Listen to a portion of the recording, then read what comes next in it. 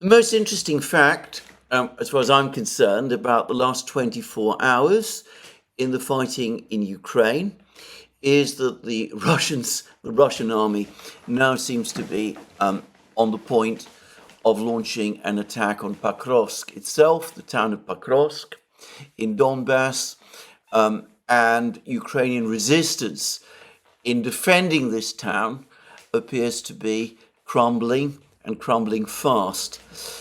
But before I go over to discuss the situation in Pokrovsk, I'm going to return to the topic that has dominated the headlines over the last couple of days, which is the Ukrainian offensive in Kursk region.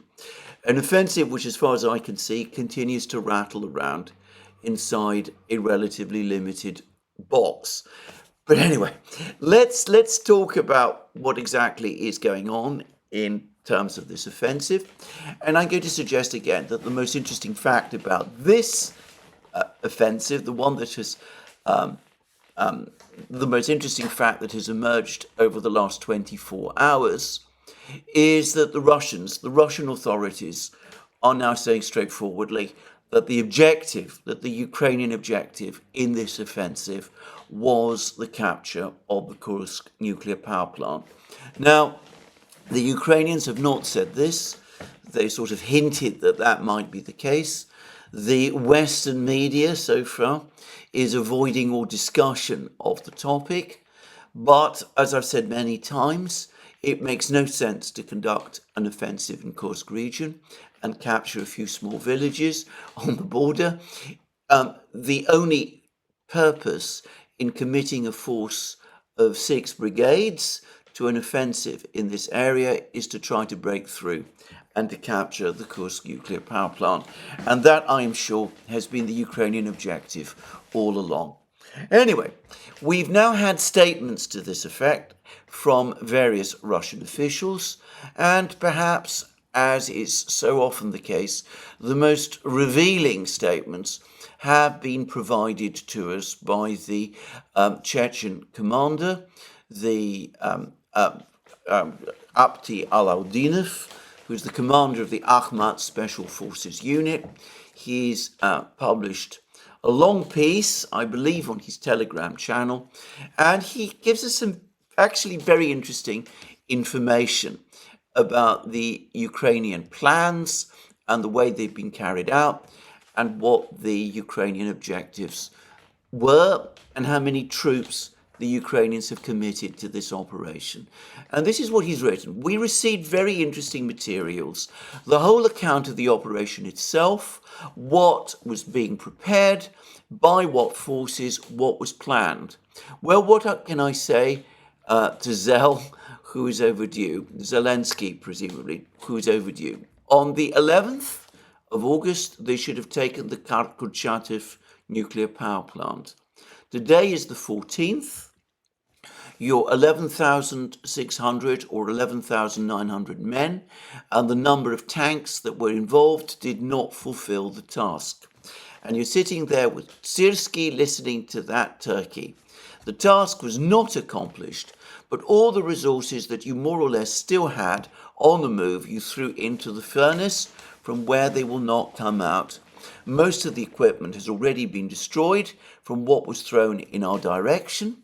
I would like to say to everyone watching me, friends, this blitzkrieg of Zelensky's, which was planned with the seizure of the nuclear power plant in Kurchatov and coming to negotiations with an ultimatum that we should leave somewhere and do something, has failed.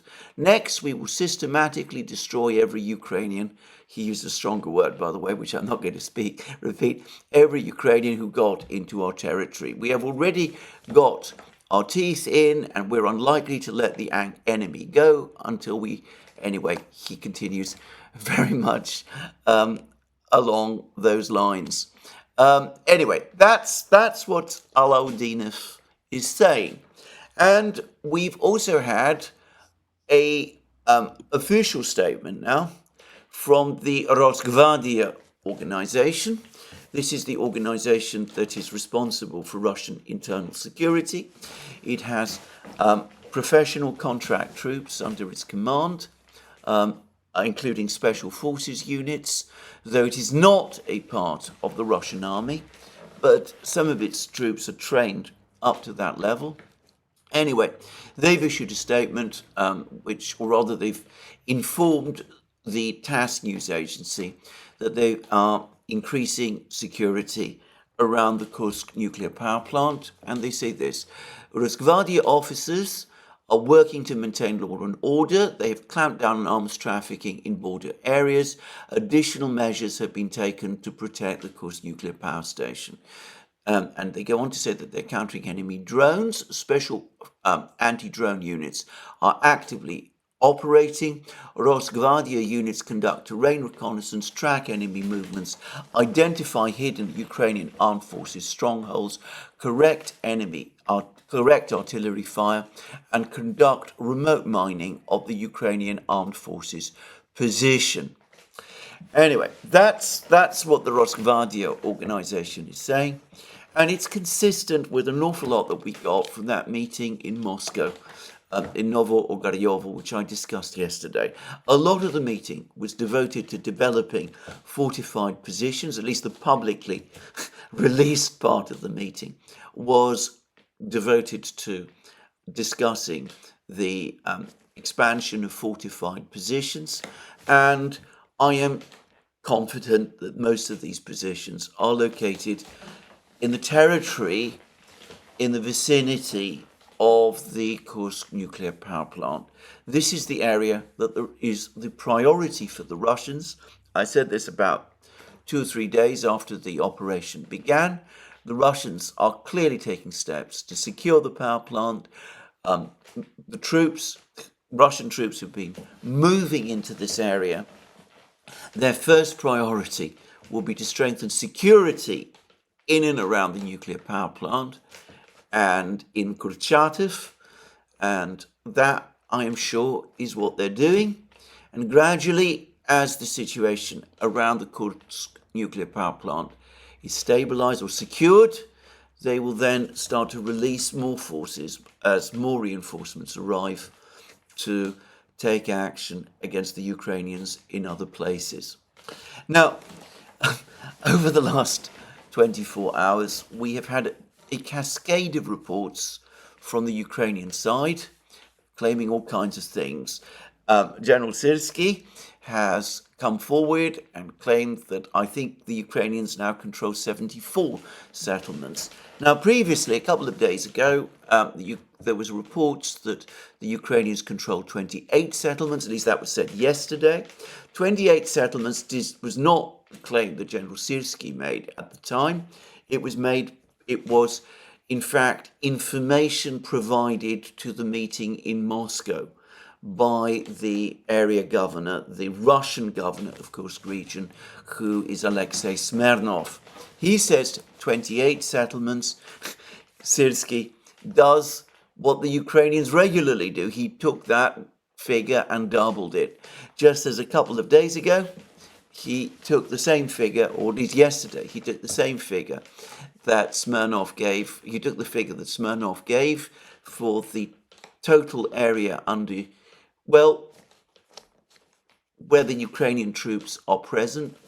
Smirnov said it was around 450 square kilometers. Syrskyi said it was 1,000 kilometers. We can see that he takes Russian numbers and he doubles them. And one shouldn't be unduly critical of this practice.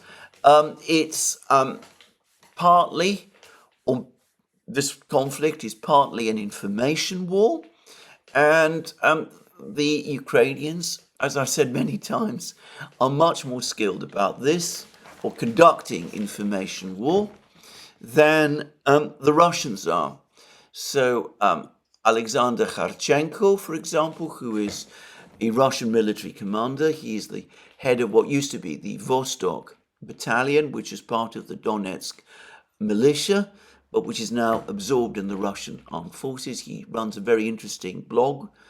Anyway, he wrote the following: the front line in the Kursk region, this is appeared today, has been stable for more than a day. There are minor changes that can be ignored. At the same time, if you look at Ukrainian resources, you get the impression of an ongoing breakthrough. The internet is jubilantly reporting on newly captured settlements. Today, they announced control over Plechovo. In fact, they entered Plechovo not yesterday or even the day before yesterday. The implication is that they captured this village, which I have no idea where that is, some days ago, in fact. The Ukrainian armed forces have built a system, this is again from Kharchenko, of psychological warfare. They have taken control of most of the information flows and are skillfully operating them. It is clear that a colossal amount of work has been done to centralize the information coverage of the invasion. Units entered our settlements and made a photo report. However, they released these canned goods as needed. So what he's saying, what Kharchenko is saying, is that sometimes you see pictures of the Ukrainians doing something.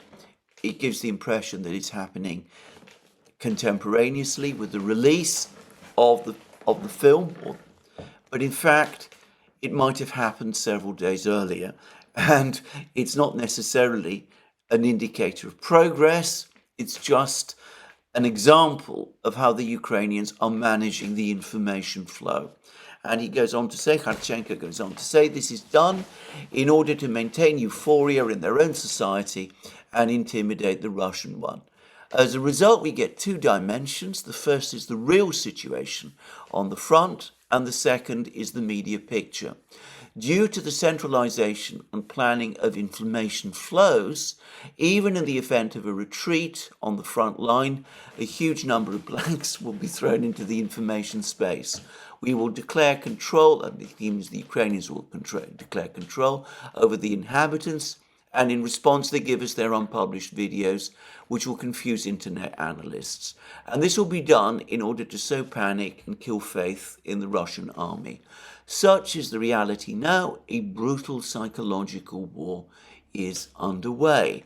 And again, this is not something for which the Ukrainians should be criticized. To repeat again, it is very much a part of war.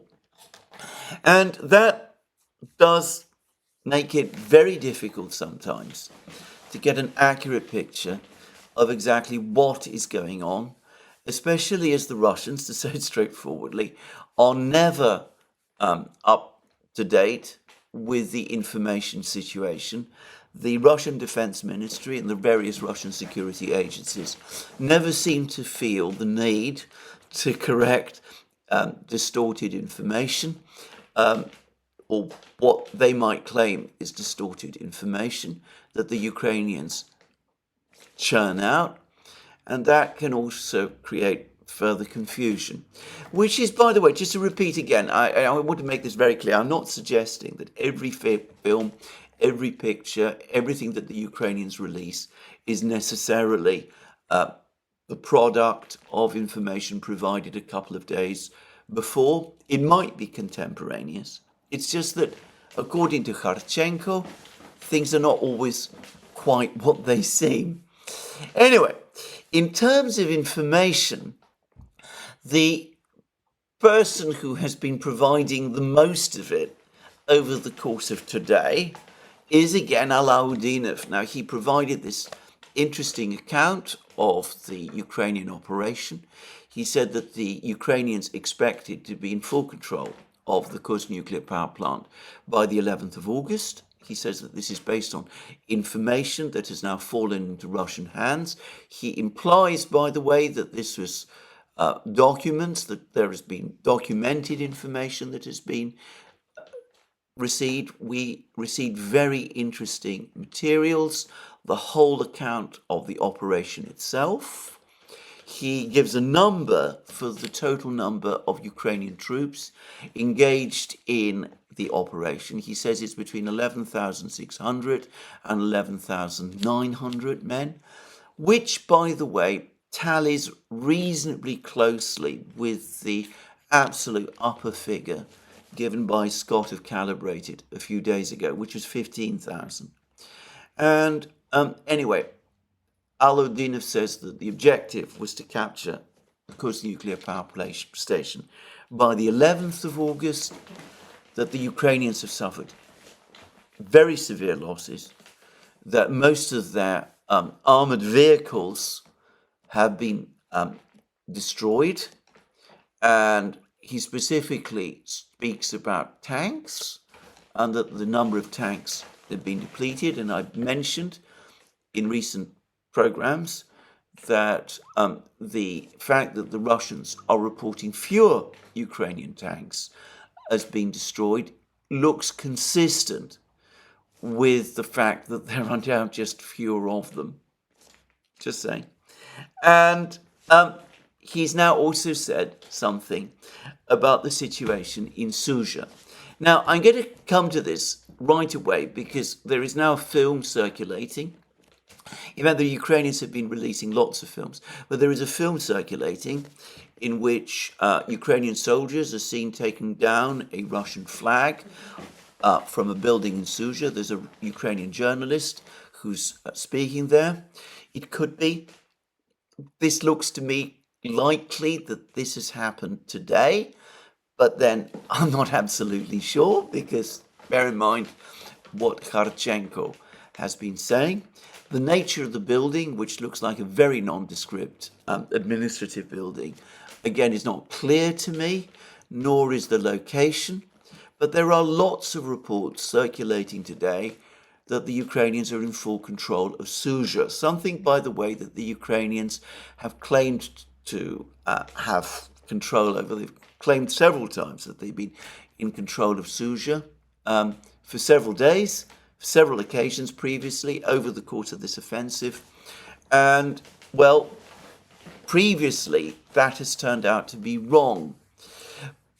Anyway, Alaudinov is again contradicting the Ukrainian claims. He says there are units in the Russian Defense Ministry in Suja now, as the enemy is in and around certain parts of the town. Active fighting has been taking place there, daily there. The enemy, he means the Ukrainians, cannot claim full control of Suja because they do not actually control it. And that is what Alaudinov said in this interview, which he gave to Channel 1 television. And then he talked about the general situation on the battlefronts, and he went on to say that even the Ukrainians do control some settlements in the Kursk region, but the number of their troops means that they're scarce, and the Russian army records that. And there's a direct quote, I'm taking this from the TASS news agency, by the way. They think that if 20 or 30 Ukrainian fighters have entered a locality, they control it, but it can be under their control until we start squeezing the enemy out. And we will certainly go beyond that. That's what Alaudinov said. This is a huge, well, not a huge territory, it's a large territory. The Ukrainians don't have enough infantry to control all of it. As the source that I've talked about recently in my programs, the one who said that the Russians had to some extent, had anticipated this offensive and had actually even prepared for it, pointed out to me this is a heavily forested area, lots of small, very small villages, some of them isolated settlements.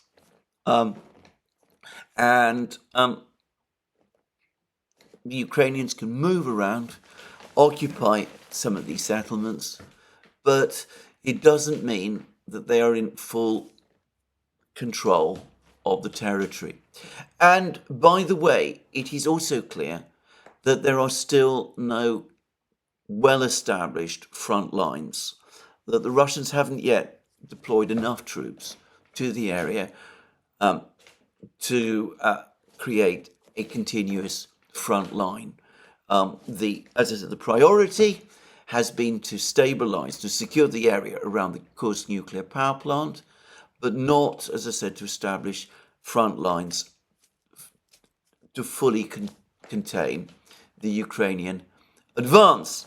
So that now brings me to what the Russian Ministry of Defense has been saying. And every day they publish their reports about the military situation.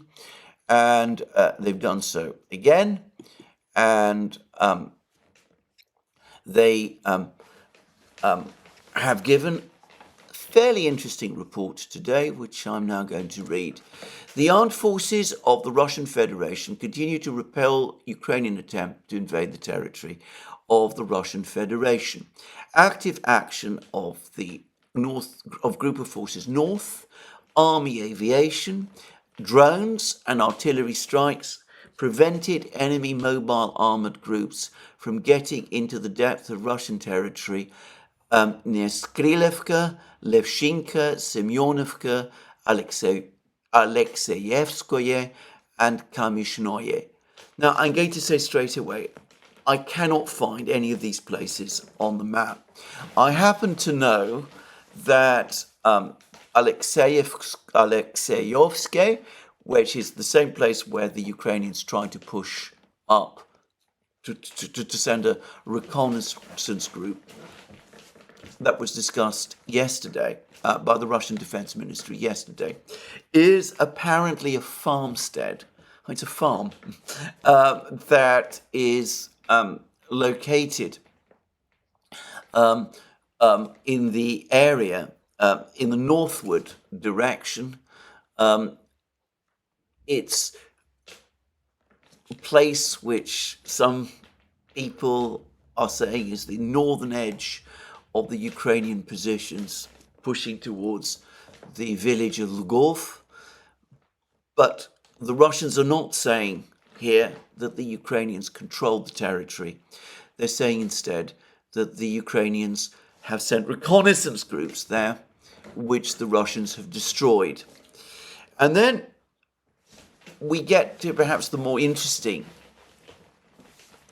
part of the Defense Ministry summary. They say that 2 enemy groups on pickup trucks were located and eliminated near Martinovka. Now, Martinovka is the village to the northeast of Sudzha. There are some claims, again, circulating today that the Ukrainians have captured Martinovka, but this report from the Russian Defense Ministry suggests otherwise. It suggests that Martinovka is under Russian control and that a Ukrainian attack towards Martinovka has been defeated. Anyway, the report then goes on to say 6 attacks launched by units of the Ukrainian 115th Mechanized Brigade, 80th and 82nd Air Assault Brigades were repelled near Korenovo, Olgovka, Pogrebki, Ruskoye Porechnoye, and Cherkeskoye Porechnoye.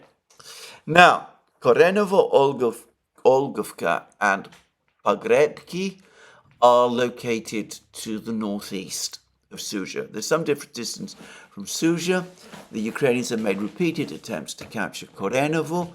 Korenovo is the village they need to capture if they are indeed to advance northwards towards the nuclear power plant and to make their attempt to capture the nuclear power plant, which is becoming more difficult every day, by the way. So the Ukrainians have made many attempts to attack there. The Russians say that these attacks have been unsuccessful. And the Russians also say, by the way, that the attacks have taken place near Korenovo, Orgovka, and Pogrebki. I'm not sure where Pogrebki is. Olgovka, many claims circulate that it's under Ukrainian control. But again, this report from the Russian Defense Ministry might, I just stress again, might suggest otherwise. Now, the other 2 villages mentioned here, Ruskoye Porechnoye and Cherkeskoye Porechnoye, are located to the west of Martinovka.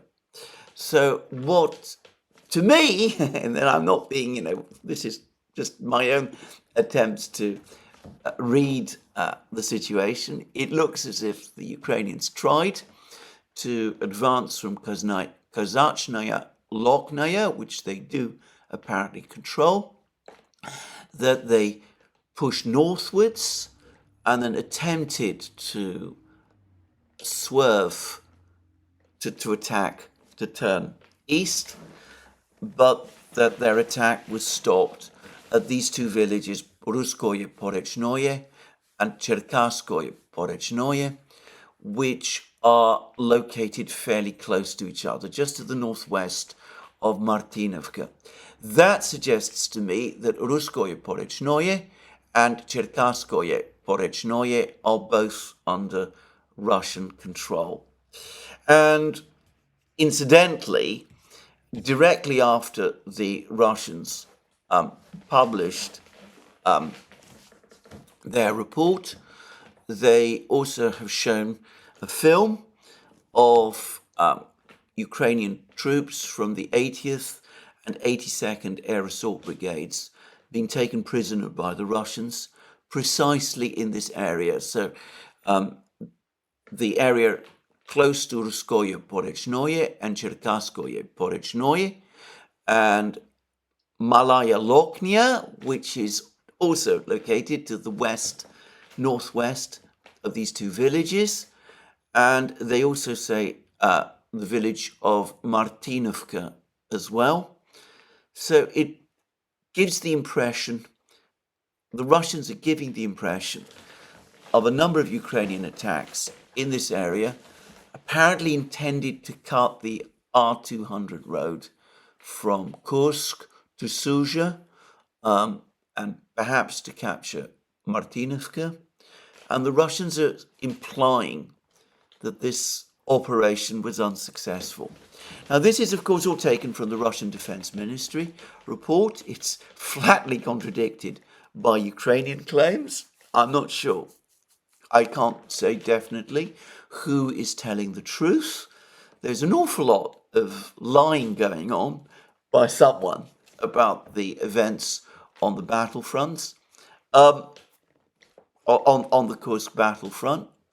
But to repeat again, though I have not found the Russian Defense Ministry to be a wholly reliable source, I have tended to find it more reliable than I have found the Ukrainians to be.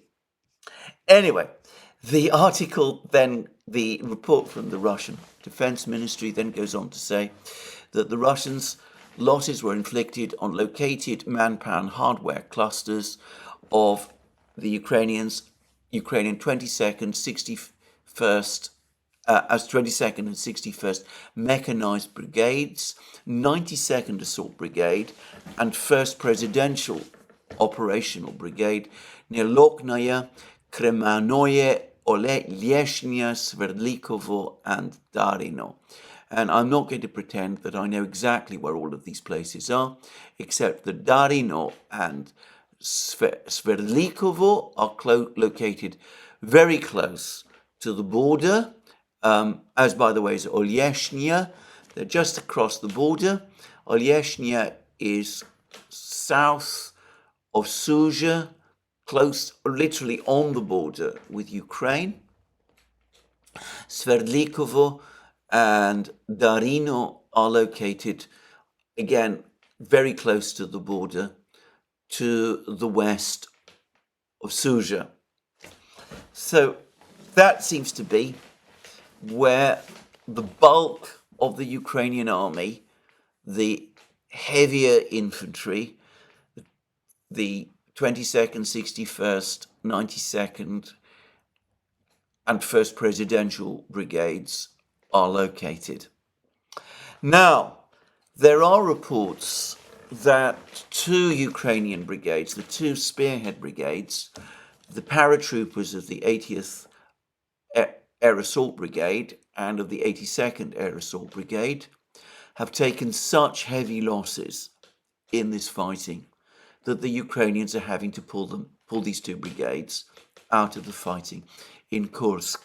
And that might explain why the 1st Presidential Operational Brigade, which as I understand it, is a kind of guard unit, normally located in Kiev, though it has engaged in fighting before, has now been deployed to this area because the Ukrainians apparently are suffering significant losses.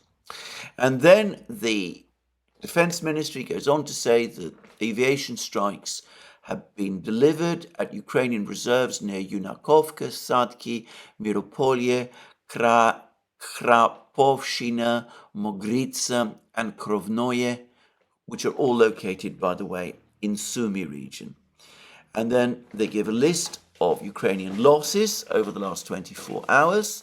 They say that the Ukrainians lost up to 270 troops, that's dead and wounded, 16 units of armoured hardware, 2 tanks, 1 Striker armoured personnel carrier, 13 armoured fighting vehicles, 10 motor vehicles, 1 122mm D30 howitzer, and that 18 Ukrainian servicemen were taken prisoner. And these are presumably from these 2 air assault brigades. This is the picture that I was talking about of the Russians having taken these Ukrainian paratroopers prisoners.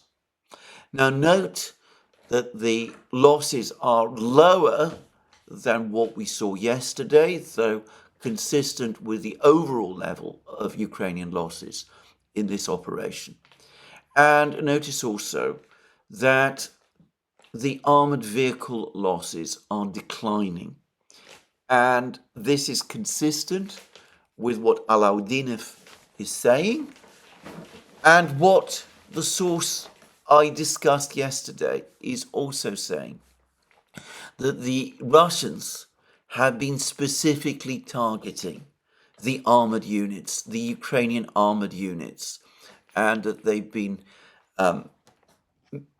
doing those armoured units, they've been knocking them out in very significant numbers, and the result is that the situation has, as I said, the Ukrainian losses in armoured vehicles, which are all but irreplaceable, continues. And then the report from the Russian Defense Ministry finishes. Since the beginning of hostilities in Kursk region, the enemy has lost up to 2,300 troops, that's dead and wounded, 37 tanks, which is a sizable number, 32 armoured personnel carriers, 18 infantry fighting vehicles, 192 armoured fighting vehicles, 88 motor vehicles, 4 anti-aircraft missile systems, 2 multiple launch rocket systems, and 15 field artillery guns. The operation to neutralise the Ukrainian units is in progress. So this is what the Defence Ministry said. Now, there is an enigma about this report because the Ukrainians also carried out a raid with a significant number of troops west of Suja. They sent a force through the village of Ulanek, which is one of the villages that the Russians mention, and where they show Ukrainian prisoners being captured. And the Ukrainians moved on to a village called Giri. This is all located to the southwest of Suja, but all, to stress again, on Russian territory. And by every account, the Ukrainians were ambushed in Giri, and a large part of this force that the Ukrainians sent, a sort of column of vehicles and armor, and apparently, allegedly, around 150 men, that they suffered these very severe losses in Giri. For some reason, the Russian Defense Ministry is telling us nothing about this particular attack, except for the fact that this unsuccessful Ukrainian attack, except that the Ukrainian troops have been captured specifically in Ulanek, as well as Malaya, Loknaya, and Martinovka. So there we are. And they also started to give us some further information about some of the Russian regular military units that have been deployed to this area. And we're told that the 810th Separate Marine Brigade of the Black Sea Fleet is in the Kursk region. It's the Russian brigade. This brigade, to the best of my memory, was stationed in Kherson region and was then withdrawn from Kherson region somewhat mysteriously some days before the Ukrainian offensive in Kursk was launched. And there was, I seem to remember, some speculation as to why the Russians did that.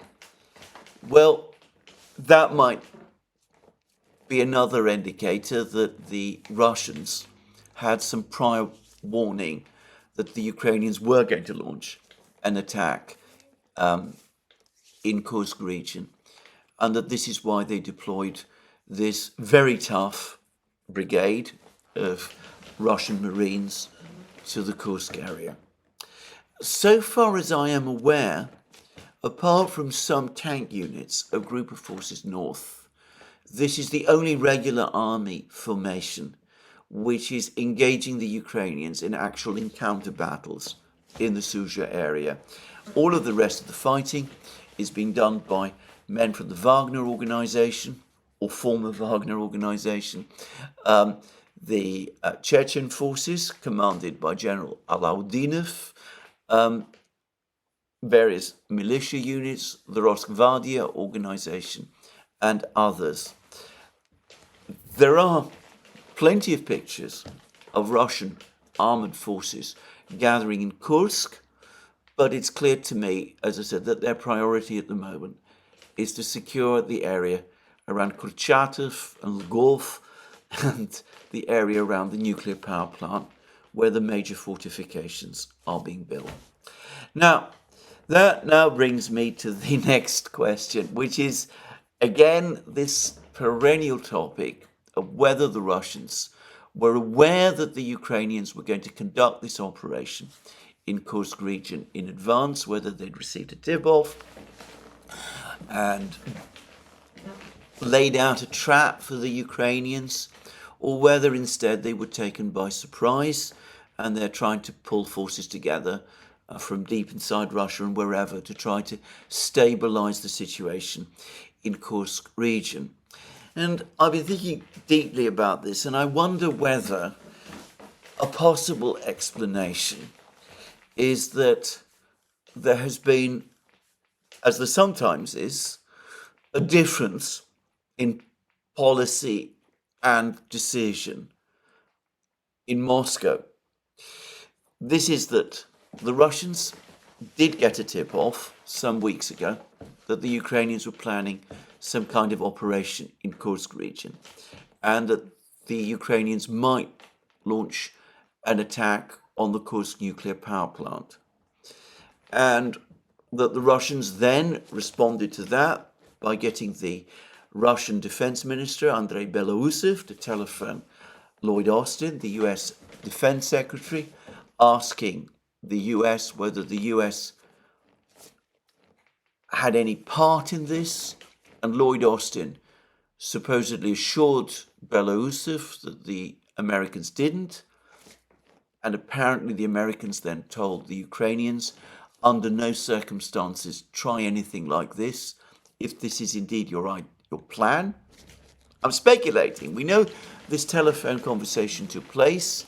We know a little about it from the American media, but we have not been told what exactly it was that Belousov and Lloyd Austin discussed, except that the Russians gave the Americans a warning about something that the Ukrainians were going to do, and the Americans went out of their way to tell the Russians that the United States would not be involved and did not approve of the Ukrainian plan, and in fact was opposed to it.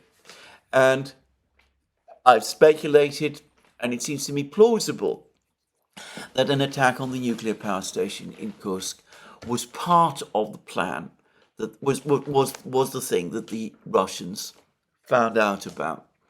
Anyway, the Russians then appear, or at least some people in Moscow, then appear to have been reassured and to have decided that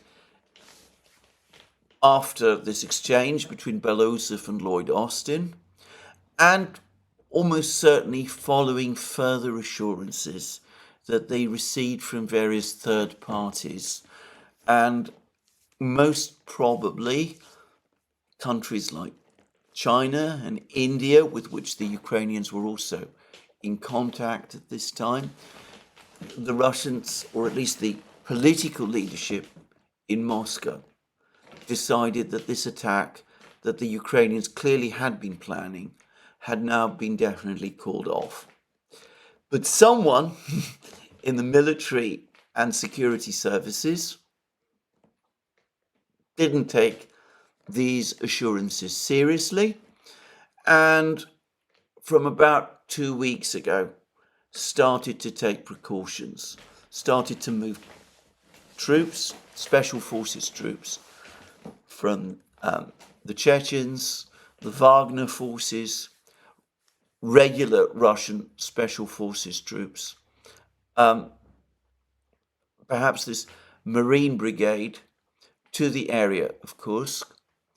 And maybe this person started taking those steps, or started doing these things and planning some kind of operation to defend the Kursk region without getting prior authorization from the political leadership in Moscow. That might explain Putin's own visible anger that this operation has happened, and it might also explain the very, very real anger that I detect from Chinese comments about this whole affair. I wonder whether when the Ukrainian Foreign Minister Dmytro Kuleba went to China, the Chinese asked him about these rumors that the Ukrainians were planning this attack on this nuclear power station, and Kuleba perhaps told them that Ukraine had no such plans and was indeed instead interested in peace talks, and whether the Chinese conveyed all of that to the Russians and basically told the Russians to back off a little.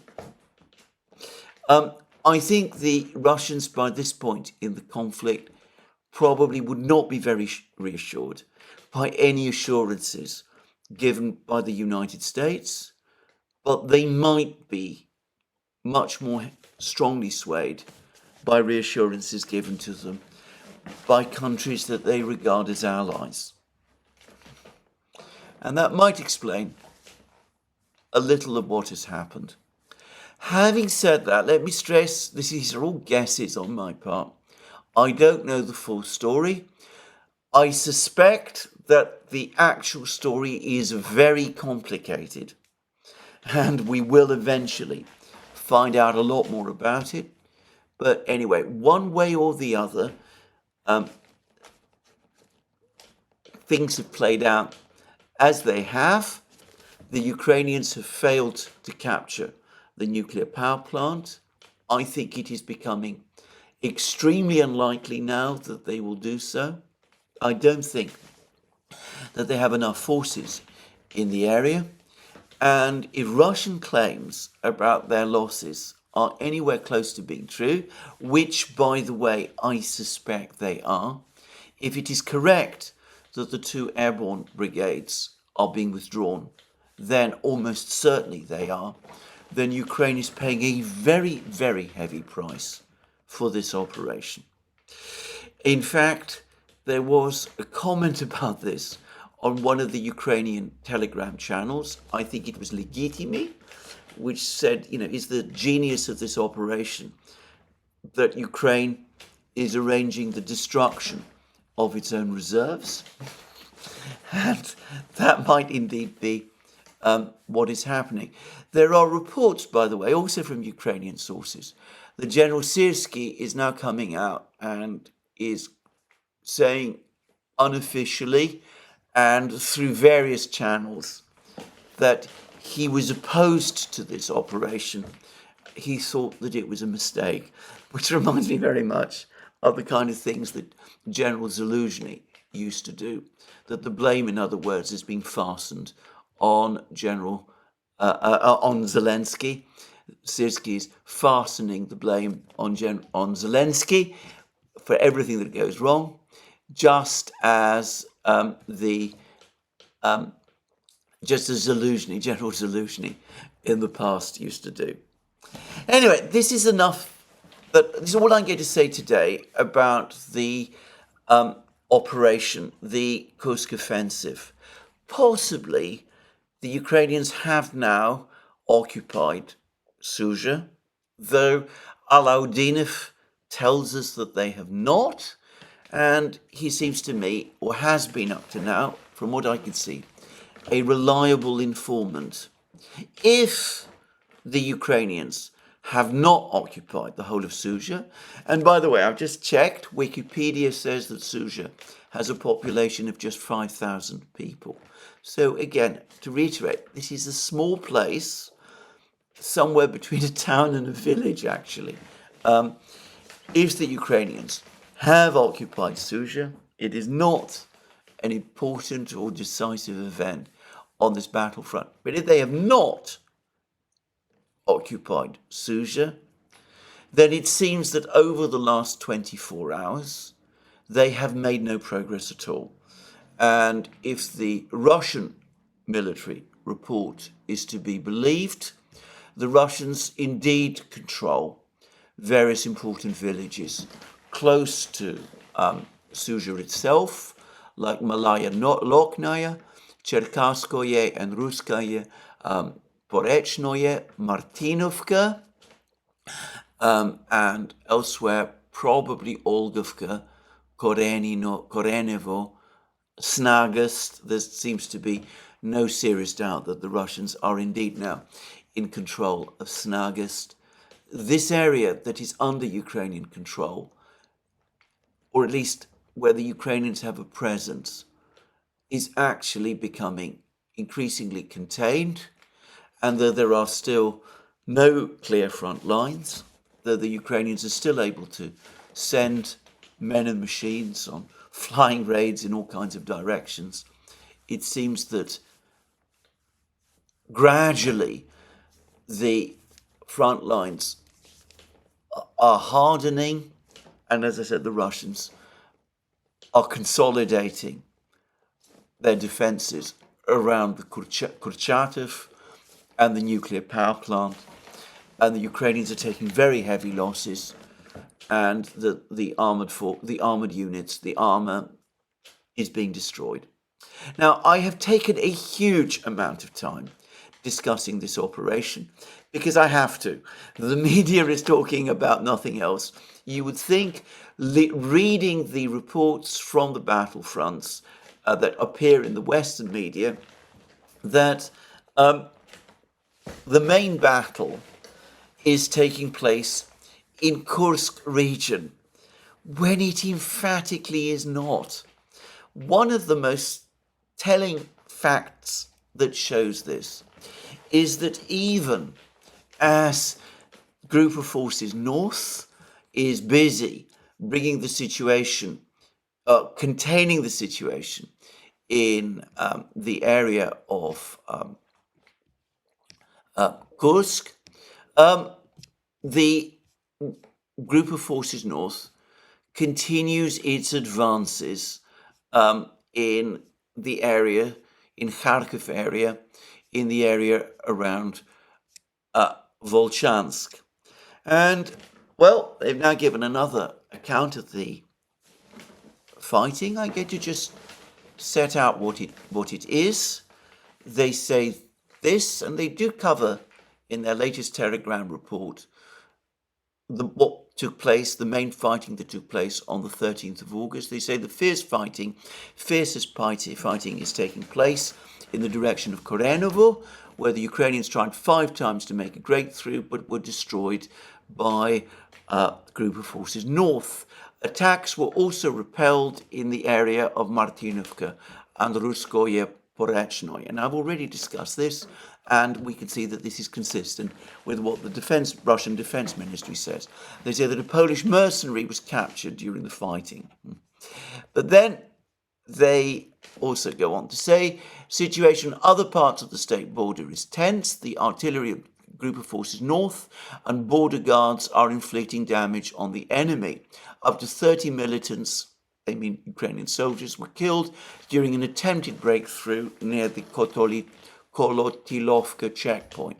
The Ukrainians have made many attempts to try and break through into Kursk region at this place, Kolotilovka, but they haven't been successful.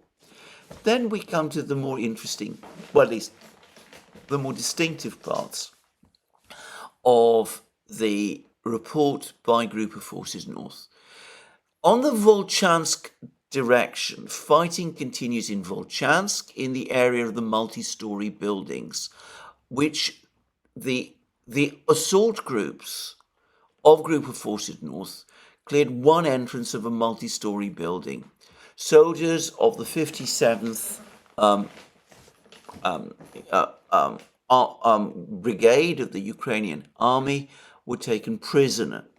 During the day, fighters of Group of Forces North foiled 2 enemy counterattacks in the area of the high-rise buildings and in the east of the city.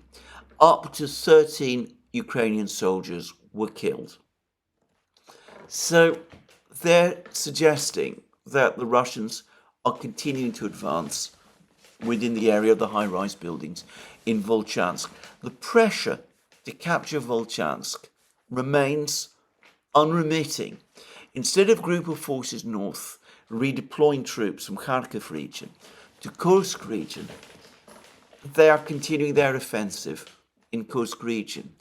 And then they say this, in Lipsy, the Ukrainian forces concentrated up to a company of personnel of the 92nd Brigade.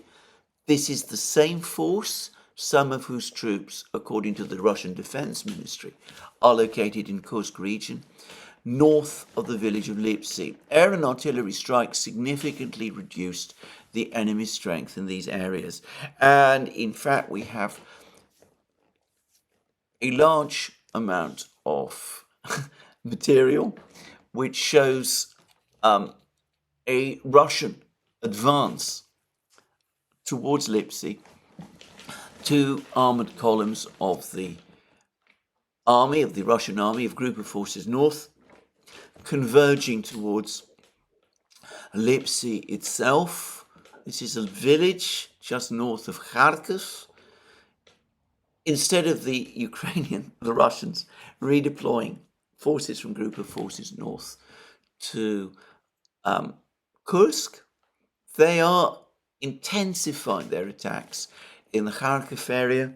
They're clearing the remaining territory of the high-rise buildings in Volchansk of Ukrainian control, and they are apparently now launching an attack on Lipsy itself, and there's some reports that they've captured some parts of Lipsy, bringing them closer to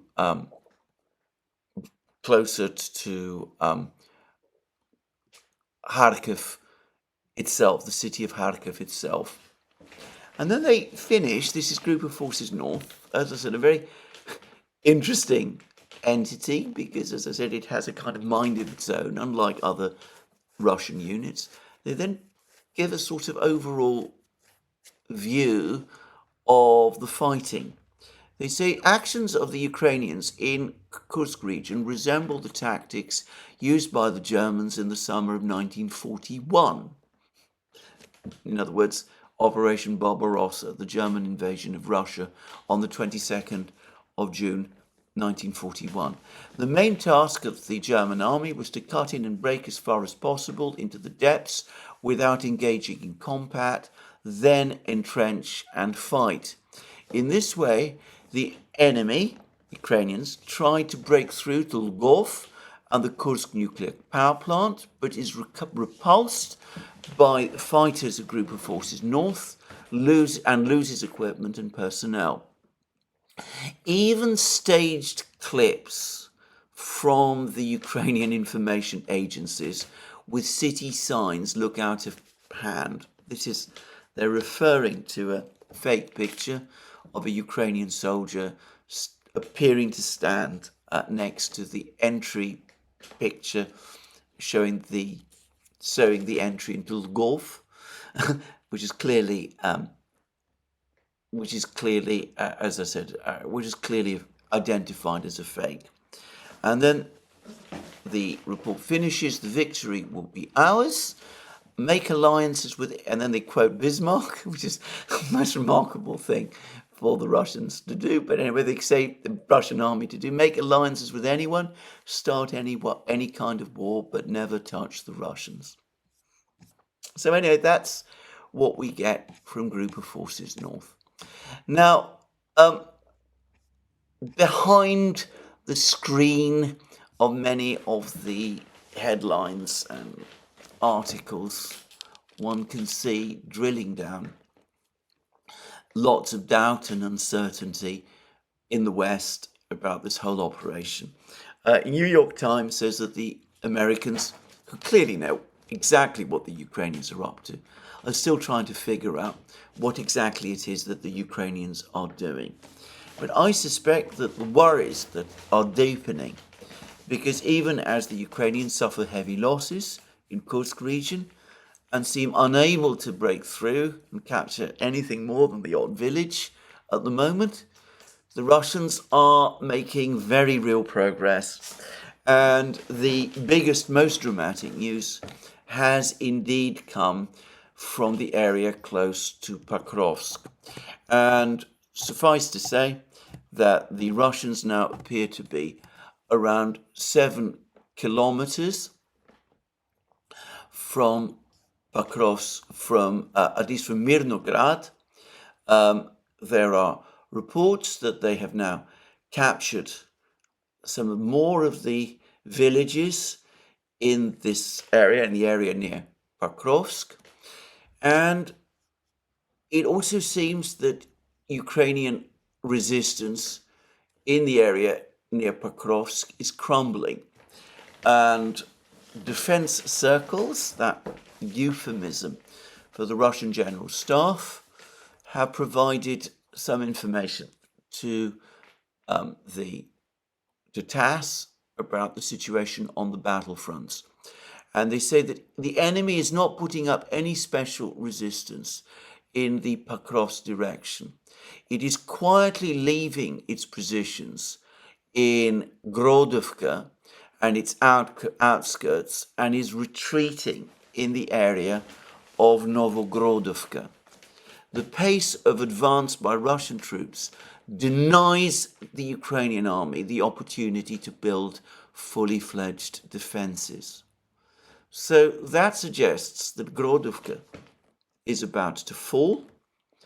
And of course, as I've discussed many times, if Grodovka falls, there is nothing, no major urban settlement between the Russian army and Mirnograd, Dmitrov, as the Russians call it, and the Russians can presumably continue their advance, and that will bring them eventually close to this territory as well. Now, all of this has been happening. I've discussed the fact that the Russians may have received reassurances from some of their allies about the situation,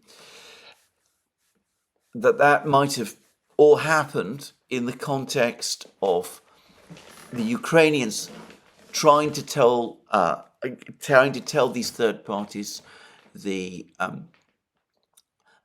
Chinese, the Indians, and the others, that they're interested in negotiations. By the way, Prime Minister Modi was supposed to be visiting Kiev, Ukraine this month. I'd read reports some weeks ago which suggested that his intended day of arrival in Kiev was the 13th of August. Today is the 14th of August, and he has not come. Latest reports suggest that this trip is still on, and that Modi will probably arrive in Kiev on the 23rd of August. I wonder whether the trip has been delayed because of Indian concern about Ukraine's offensive in Kursk and the fact that the Indians were not informed about it in advance and might have passed on information to the Russians about Modi's future encounters with Zelensky, which they now feel embarrassed about because they realize it was wrong. But anyway, the Russians have been under they're under continuous pressure from all sorts of people to begin negotiations with the Ukrainians. Some months ago, a couple of weeks ago, Putin addressed the Foreign Ministry Board in Moscow. He did so, I thought, with some measure of reluctance, but he set out what the Russian conditions were for a ceasefire. Basically, Ukraine had to pull all its forces out of the four regions, to which we must now add Kursk region as well, by the way. And the absolute red line, the absolute unconditional demand that the Russians make, which they're not going to retreat from, is that Ukraine must also commit itself to neutrality. That was the proposal the Russians made, or Putin made, about 6 weeks ago, if I remember correctly, the time. Anyway, the Russians are now telling everybody that that's over, that they're not prepared to sit down to the Ukrainians and talk. I discussed this again yesterday, how Putin at the meeting in Moscow basically said that talks with the Ukrainians now are probably permanently off the table after what has happened in Kursk region. The very idea of negotiations is simply impossible, that the Ukrainians are clearly people who can't be reasoned with. And we've had further statements. Apparently, a Russian diplomat at the UN has said as much, has come forward and said that the proposals that Putin made 6 weeks ago have now been overtaken by events and are no longer on the table. And Russia's ambassador at large, Rodion Miroshnik, who I understand is from Lugansk and formerly represented in Moscow the Lugansk People's Republic. Anyway, he's now said this: everyone understands that by carrying out terrorist activities in the Kursk area, Ukraine has at the very least put the issue of peace talks on long-term hold. Holding talks with an absolutely delusional opponent doesn't make much sense. This is what the Russian president said. So the question of who we are negotiating with remains an issue. So there we are. That's what the Russians are now saying. No negotiations. Now, there's been other news from the battlefronts beyond what is going on in Pokrovsk and in Kursk. There are lots of reports of further Russian advances in the Toretsk area. I've already discussed what Group of Forces North has to say about Volchansk. There have been few reports from Chasiv Yar, but as I have discussed many times, the fact that we're not getting many reports from Chasiv Yar does not mean that the Russians aren't putting pressure there and aren't advancing. Ukrainian soldiers in Chasiv Yar have told the New York Times that the pressure from the Russians in Chasiv Yar is as intense as always. So, the operations continue, the Russian advance continues, and even as the Ukrainians rattle around in a number of villages in Kursk region, continuing to suffer heavy losses. The Russians look like they're about to start the major battle for Pokrovsk. Pokrovsk, as I've discussed in various programs, is the linchpin, apparently, of Ukrainian defenses in Donbass. If Pokrovsk is lost, not only is the main supply hub of the Ukrainian army in Donbass lost, and the main supply roads linking up the Ukrainian forces lost as well, but it seems that in effect, or at least this is what some claim, the Ukrainian forces in Donbass are in effect cut in half. If part of the Ukrainian plan was to get the Russians to divert forces from the Donbass battlefronts, relocate them to Kursk, panic them to do that, well, that's clearly not happening. And at some point, even I suspect people in Kiev will understand this. And if it's true that Syrskyi is distancing himself from the whole Kursk operation, if that's true, well, then it looks as if he at least is understanding this as well. Anyway, that's the situation in Ukraine as I understand it today, the 14th of August. I suspect, my guess is that the Ukrainians probably have now occupied what's left of Sudzha. It's an interesting fact, by the way, that the buildings in Sudzha that I've seen, the film suggests that the town has not been bombed or by the Russian Air Force.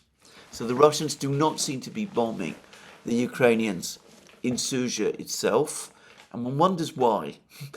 But anyway, that's something that we will no doubt, an enigma we will discover. But if this is true, and of course Alaudinov says it is not, and he's usually reliable, well, then, as I said, the situation is that the Ukrainians will have made no progress over the last 24 hours at all. And by the way, and for the record, Alaudinov is also saying that he expects that the major Russian counterattack in the Kursk region will start to take place next week. So we'll see whether that's true also. Before I end this program, I do need to say something about the situation in the Middle East.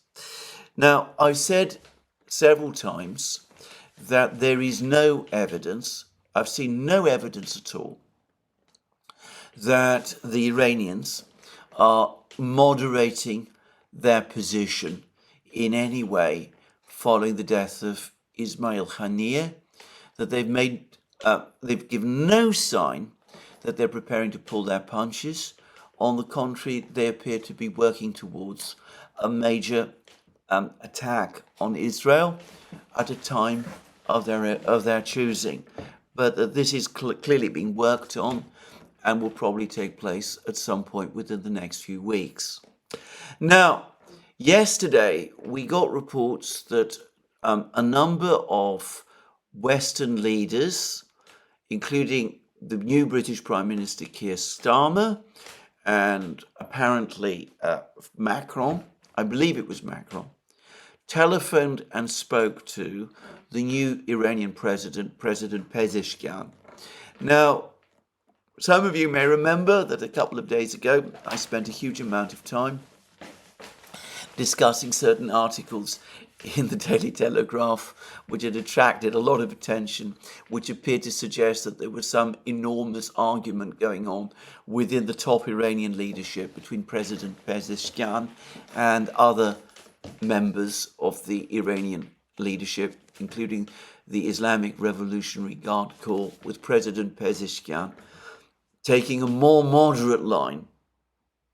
Well, the information that we're getting from the various readouts about these telephone discussions that Pezeshkian had with these Western leaders gives no such sign. On the contrary, he seems to have been as tough as always, as any other Iranian official. He apparently talked about the attack, the murder of Haniyeh as a shocking violation of Iran's sovereignty, one which constituted an act of aggression and a gross violation of international law, and one which therefore required a strong response from Iran, which would undoubtedly come and which Iran is legally entitled to make. So that was what President Pezeshkian is reported to have said. There is no sign that his position on this conflict, on this issue, is any different from that of any other official in the Iranian government, at least no public sign that I am aware of. Since I brought up the topic of the Daily Telegraph, and by the way, the New York, I might also mention the New York Times, they gave an account of how supposedly a bomb was inserted into the guest house, the government guest house, where Haniyeh was assassinated. On the Duran, Glenn Deason and I have done a program with the former British diplomat Alistair Crook. He has been in contact with an acquaintance of his, a Hamas official who was in the government guest building with Haniyeh. He wasn't in Haniyeh's apartment, he was on a different apartment, but had previously been speaking with Haniyeh in this same building. And he was in the building when the attack on Haniyeh took place. And the account of this person, which I would suggest is conclusive, is that the attack took the form of a missile or rocket strike, specifically targeting the apartment, that it was not a bomb at all, that the official Iranian account that it was a missile or rocket attack is undoubtedly the correct one. So it looks as if everything that the Daily Telegraph said was untrue, and the New York Times previously also spread the bomb story. It also looks as if it's untrue. Clearly, some attempt has been made to create uncertainty and doubt within Tehran, but for the record, it doesn't seem to me that it has succeeded. Anyway, that's just rounding out things, if you like, tying up a few loose ends. But anyway, going back to Pezeshkian's conversations with the Western leaders, I suspect that these were a follow-up to an astonishing statement that joint statement that five Western governments had issued just a few days before, on Monday to be precise. I think what happened was that, having issued this statement, the Western leaders telephoned Pezeshkian, trying to ram home the message that this statement gave, only to find Pezeshkian completely unyielding. The message is astonishing, and I'm going to read it out. It is, rather, the statement made by the five governments is astonishing. And I should say that I'm taking it from the White House website, and the five governments in question were those of the United States, Britain, France, Germany, and Italy. And the statement reads as follows: "We, the leaders of the United States, the United Kingdom, France, Germany, and Italy, discussed the situation in the Middle East. We expressed our full support for ongoing efforts to de-escalate tensions and reach a ceasefire and hostage release deal in Gaza. We endorsed the joint call from President Biden, President Sisi of Egypt, and Amir Tamim of Qatar to renew talks later this week with an aim to concluding the deal as soon as possible, and stress that there is no further time to lose." They're still talking about ceasefire and negotiations in Gaza. And then they go on to say this: "All parties must live up to their responsibilities." All parties? Does that include Israel? If not, why not say so? They never mention Israel as in that kind of context anywhere in this statement, as we will see. And then they go on to say this: in addition, unfettered delivery and distribution of aid is needed. Who do they suggest is creating problems for the delivery and distribution of aid? Hamas, as the Israeli authorities are saying, or the Israeli authorities as various humanitarian agencies, including UN humanitarian agencies, have been saying.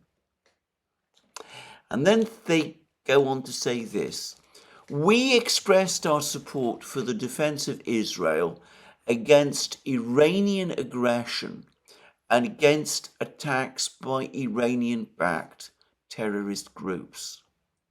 We called on Iran to stand down its ongoing threats of a military attack against Israel and discuss the serious consequences for regional security should such an attack take place. The Iranians are going to be absolutely outraged by this language. If the Western intention was to intimidate the Iranians, it's far more likely to provoke them. I suspect this is what the Western leaders, Starmer and the others, discovered when they spoke to Pezeshkian. Because one of the most astonishing things about this statement is that it makes no reference to the assassination of Haniyeh at all. It doesn't in any way criticize it or even acknowledge the fact that it has happened. It certainly doesn't acknowledge the fact that it is the assassination of Haniyeh which has created this atmosphere of crisis in the Middle East. It talks instead about supporting the defense of Israel against Iranian aggression, implying that Iran is committing aggression against Israel, when the latest attack has been the one that Israel committed in Tehran on Pezeshkian's inauguration day, assassinating Haniyeh a short time after Pezeshkian himself met him. And then they talk about supporting, defending Israel against attacks by Iranian-backed terrorist groups. Again, which terrorist groups do they mean? Do they mean Hamas? Well, the ceasefire, which they say they're supporting, is being negotiated purportedly between Israel and Hamas. Is it appropriate, if you say that you support these negotiations, to refer to one of those parties, one of the parties in that negotiation? You refer to it as a terrorist group, or do they mean Hezbollah, the enormously powerful militia based in Lebanon, which of course there's been much talk that it might join in any attack that Iran launches against Israel as well. And of course, in terms of Hezbollah, there is again no reference at all to the recent assassination of the Hezbollah commander Fuad Shukr, who was also assassinated by the Israelis at the same time, roughly the same time, that Haniyeh himself was assassinated. Now, I don't know what the Western leaders think they're doing by issuing statements to Iran like this. The sense of threat that this message conveys, and the demand that Iran stand down, in other words, back down, is one that the Iranians are going to find particularly insulting.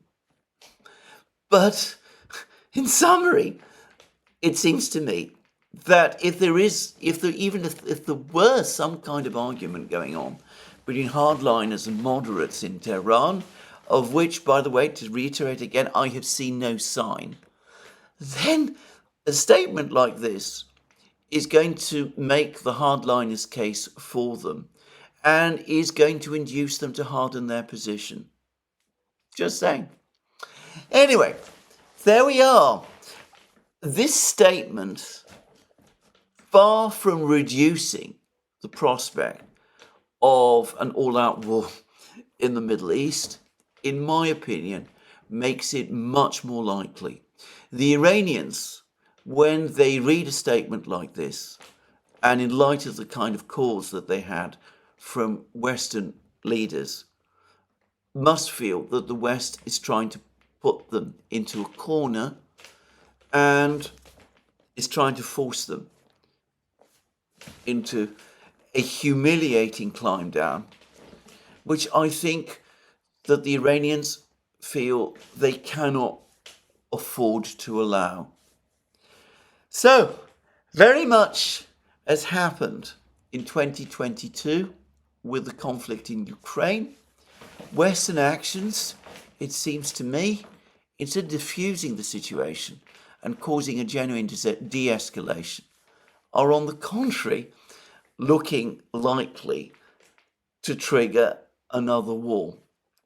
Now, there are reports today that the United States is trying to persuade Turkey to speak to the Iranians and to get the Iranians to exercise restraint. Maybe the Iranians will do that. Maybe the Turks will try. But is any of this realistic in the light of what has just happened? I can't quite believe it myself. I think, as I said, this statement is like a red rag to the bull. We are another step closer to a war in the Middle East. Well, this is where I end my program today. More from me soon. Let me remind you again that you can find all our programs on our various platforms, Locals, Rumble and X. You can support our work via Patreon and Subscribestar. Links under this video. Don't forget to check out our shop and check out all the things that we're doing there, or have there, our magic mugs, our hats, our hoodies, our t-shirts, our sweatshirts, all those great things. And last but not least, if you've liked this video, please remember to tick the like button and to check your subscription to this channel. That's me for today. More from me soon. Have a very good day.